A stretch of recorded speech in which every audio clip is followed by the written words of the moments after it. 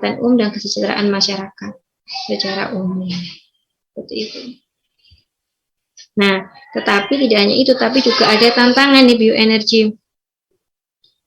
Jadi terdapat kritik yang sangat tajam. Ini juga ada yang mengkritik gitu ya terhadap sektor kelapa sawit, karena kita kan memproduksi kelapa sawit dalam jumlah yang besar, jadi bahkan beberapa hutan gitu ya itu diubah gitu, yang perkebunannya menjadi kebun kelapa sawit, jadi terjadi konversi lahan gitu ya, dan dianggap ini akan menghilangkan keanekaragaman hayati dan mengganggu ekosistem dari hutan tersebut.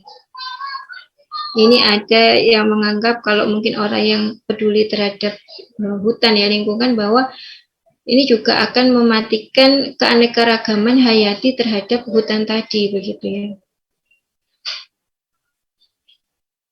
Nah, maka apa sih antisipasinya? Dalam mengantisipasinya, maka adanya harus regulasi yang jelas terhadap jenis-jenis biofuel apa saja yang menjadi prioritas, kemudian perlunya adanya analisis antara biofuel dan biodiversity guna mencegah kerusakan lingkungan gitu ya. Jadi misalnya memang ada lahan yang dipergunakan untuk pengembangan bioenergi dan memang tidak boleh dan ada pengembangan yang memang itu adalah digunakan untuk keanekaragaman tadi yang tidak boleh diubah fungsinya menjadi lahan untuk bioenergi. Misalnya seperti itu. Kemudian pemerintah harus memperproteksi terhadap pertanian nasional. Di samping biofuel, pemerintah juga bisa mengembangkan energi alternatif yang lain seperti energi surya dan geotermal. Ya itu, insya Allah mungkin ada yang mau ditanyakan. Ini masih yang secara umum ya. Mungkin ada yang mau ditanyakan atau mau dibahas untuk bioenergi. Jadi untuk tugasnya nanti adalah tugas kelompok sama kalian membuat video nanti ya sendiri tentang pembuatan dari bioetanol sama biobriket. Iya, itu nggak sulit kayaknya. Tapi kita bioetanolnya gini, nanti kalau untuk pembuatan bioetanol karena ini skala rumah tangga gitu ya. Jadi kalian tidak perlu sampai analisis, tidak perlu sampai didestilasi. Kalau bioetanol itu kan untuk pemurniannya maka dia perlu didestilasi. Ya, perlu adanya destilasi, tapi kan tidak memungkinkan karena kalian di rumah, ya kan? Jadi nanti tidak perlu sampai destilasi dan tidak perlu sampai analisis. Tidak perlu sampai analisis. Jadi cuma ya kalian paling nggak tahu bagaimana sih cara membuat bioetanol, dan itu nanti juga kalian dapatkan insya Allah di DRP. Jadi bisa langsung, maksudnya kalian tidak mengerjakan satu tugas bisa dibuat untuk 2 mata kuliah. Gitu ya, jadi tidak masalah. Gitu. Untuk biobriket juga gitu, jadi tidak perlu sampai analisis yang bagaimana, tidak perlu. Jadi nanti hanya bagaimana pembuatannya saja, gitu ya. Mungkin ada yang mau ditanyakan dulu? Ini masih sekilas saja tentang mata kuliah ini, gitu ya.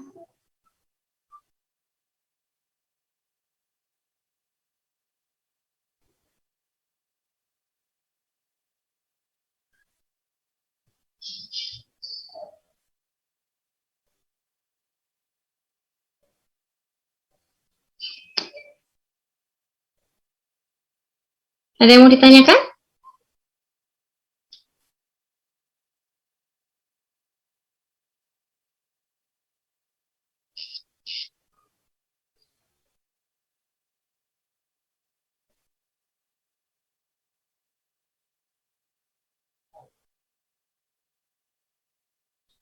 Ya ada?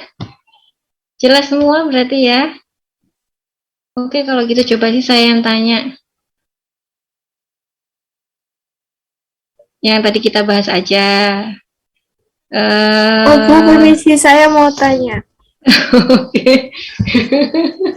Tadi ada salah satu bahan itu jantropa ya, Bu. Jantropa itu apa, Bu? Jantropa. Jantropa itu salah satu bahan baku yang bisa digunakan sebagai untuk, jadi kayak biji-bijian gitu loh, salah satu kayak biji-bijian juga lah, tanaman yang dihasilkan di Indonesia. Coba cari jantropa, pasti kan ada. Ya, masih kalau saya cari kan bisa harus menemukan gambarnya ya. Jadi ya salah satu penghasil biodiesel. Nanti dia bisa apa ya? Bisa dipres gitu ya. Nanti teknik ngepres minyaknya gitu bisa dihasilkan minyaknya gitu ya. Nanti digunakan bahan baku minyaknya nanti diolah ya menjadi biodiesel gitu ya. Untuk gambar tanamannya saya harus cari dulu nih, berarti nggak bisa menggambarkan tanamannya. Ya insya Allah seperti itulah, seperti tanaman jarak dan sebagainya gitu juga nanti juga sama. Ada lagi? Baik, makasih Bu. Iya, oke. Ada lagi yang lain? Maaf, izin bertanya. Oke, silakan. Siapa yang bertanya? Saya, Bu. Oke, siapa? Saya nggak kelihatan. Sophia. Sophia. Oh, Sophia. Oke, Iya. Sophia. Tadi kan kalau bioenergi itu bisa dari limbah. Nah, pada pabrik gula itu kan ada limbah dari tebu itu, Bu. Mm-mm. Apakah bisa dibuat sumber bioenergi? Bisa. Jadi bioenergi memang kalau kayak apa dari tebu itu bisa digunakan untuk bioenergi, digunakan untuk bioetanol. Itu bisa digunakan. Dan nanti coba apa namanya, misalnya sirup aja, kayak sirup atau misalnya berbahan gula aja, itu kalian bisa gunakan jadi hasil bioetanol.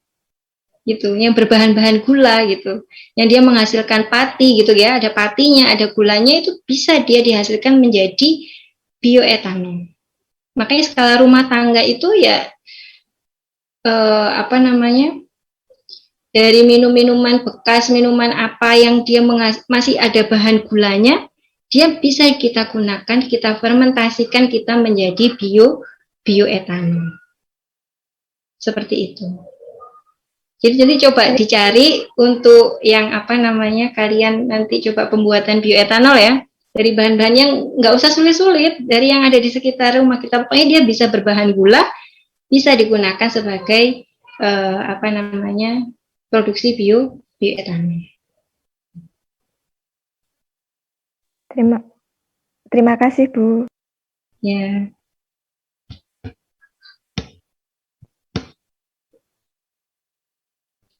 Jadi kayak apa lagi ya? Minyak jelantah. Nanti minyak jelantah, coba minyak jelantah itu juga bisa digunakan sebagai biodiesel. Minyak jelantah. Walaupun dia ada pengolahannya gitu, ada beberapa pengolahannya, tapi dia bisa digunakan, dimanfaatkan sebagai biodiesel. Apalagi kalau misalnya di rumah makan gitu ya, dia menghasilkan minyak jelantah yang sangat banyak di restoran gitu ya, karena dia menggunakan minyak dia untuk memasak, maka dia akan menghasilkan minyak jelantah. Kalau dibuang ke air, dia mencemari lingkungan gitu kan. Minyak jelantah kan mencemari, maka dia bisa diolah kembali. Salah satunya bisa digunakan sebagai biodiesel. Minyak jelantah juga ada yang bisa digunakan untuk pembuatan sabun, iya kan? Bisa loh minyak jelantah dibuat untuk sabun. Kemarin sebenarnya di praktikum kimia organik itu kan ada penyabunan itu kan ya, proses penyabunan kan dari minyak ya. Itu bisa dari minyak jelantah. Kalian buat sabun dari minyak jelantah itu juga bisa. Jadi bisa digunakan bahan-bahan limbah ya, itu kan dianggap limbah ya, karena kan sudah tidak digunakan lagi. Kalau digunakan lagi dia sangat berbahaya bagi kesehatan. Kalau sudah jelantah apa namanya, sekali 2 kali, maka kan dia sudah apa namanya, kadarnya sudah nggak bagus lagi gitu kan, maka dia tidak bisa digunakan lagi untuk makanan gitu ya, tetapi dia bisa diolah untuk menjadi yang lain. Salah satunya bisa untuk biodiesel, bisa untuk pembuatan sabun gitu ya, itu bisa untuk minyak jelantah di sekitar kita gitu ya. Jadi banyak gitu ya, bisa jadi manfaat, jadi limbah-limbah yang ada di sekitar kita gitu ya. Misalnya dari apa ya, ampasnya, dari ampas kulit ampasnya, kok ampas sih? Kayak kulit biasanya kalau misalnya apel gitu ya kan, apel juga dia menghasilkan limbah ya, yang dipakai kan hanya buahnya saja, kulitnya tidak dipakai dan sebagainya. Dan itu jika masih menghasilkan pati gitu ya, dia bisa digunakan sebagai bioetanol dan lain sebagainya. Masih banyak. Jadi sekitar kita tuh bisa banyak kita manfaatkan. Ya. Ada lagi yang mau ditanyakan? Permisi Bu, saya mau bertanya. Misalkan ini di desa kita itu lagi mau mengolah kayak kotoran hewan, misalkan sapi, mau digunakan untuk biogas. Nah, untuk penggunaan atau menerapkan langsung jadi biogas itu apa perlu izin pemerintah atau bagaimana Bu? Gimana? Kalau apa? Misalkan sudah jadi biogas, Iya. mau diterapkan untuk penggunaan bahan bakar, itu apa perlu izin pemerintah atau bagaimana? Misalkan Nah, kayak kalau legal atau ilegal gitu loh Bu. gimana ke yang terakhir aja. Itu nanti biogasnya tuh kita pakai tuh legal atau ilegal kalau tanpa izin pemerintah. Oh, untuk perizinan. Nah, ini ya, perizinan.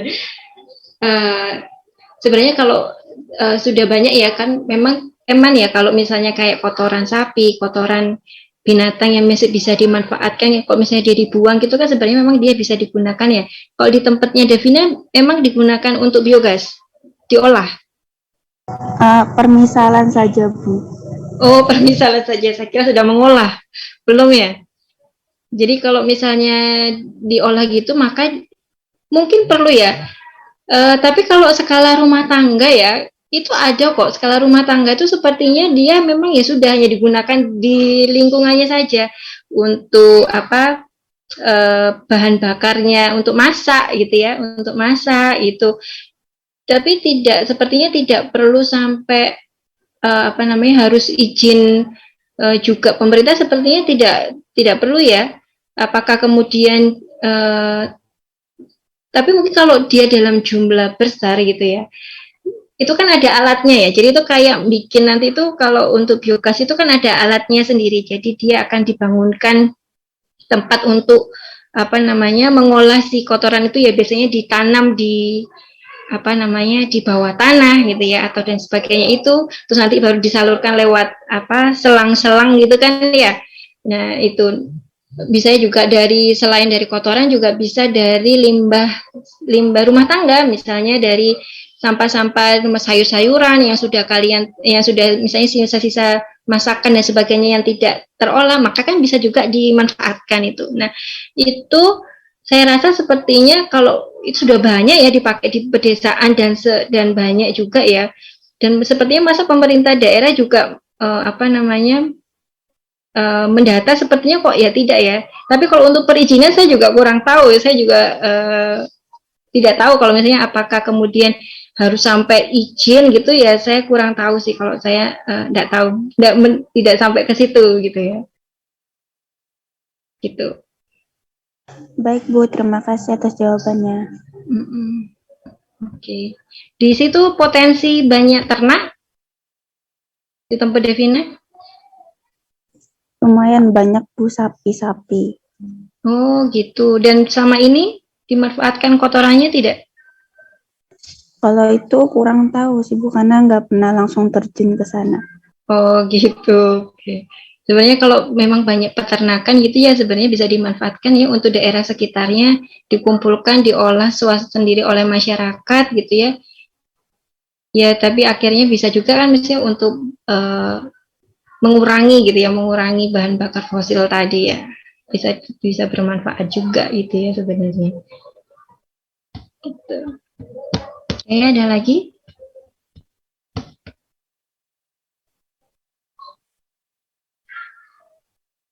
Ya udah deh.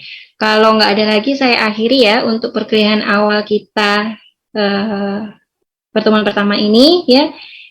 Nanti kita ketemu minggu depan. Kemudian nanti tolong presensi yang tadi ya. Tadi saya sudah presensi sendiri. Tolong nanti presensi lagi di LMS. kalau nanti jam 12, setelah jam 12 bisa, silakan langsung nanti presensi ya. Oke, saya harap yang sedikit tadi bisa bermanfaat ya. Terima kasih atas diskusinya, atas waktunya. Semoga perkuliahan kita 1 semester ke depan lancar gitu ya. Nggak ada kendala, semua bisa mengikuti dengan baik gitu ya. Terima kasih atas waktunya. Mohon maaf jika saya ada salah. Saya akhiri. Assalamualaikum warahmatullahi wabarakatuh. Selamat siang. Waalaikumsalam warahmatullahi wabarakatuh. Selamat siang, Bu. Ya, Bu. Iya. Oke, sama-sama. Saya Liv ya. Widih. Gak usah keluar ya, tanggung weh. Ada Masih perpat. pakai nggak sih?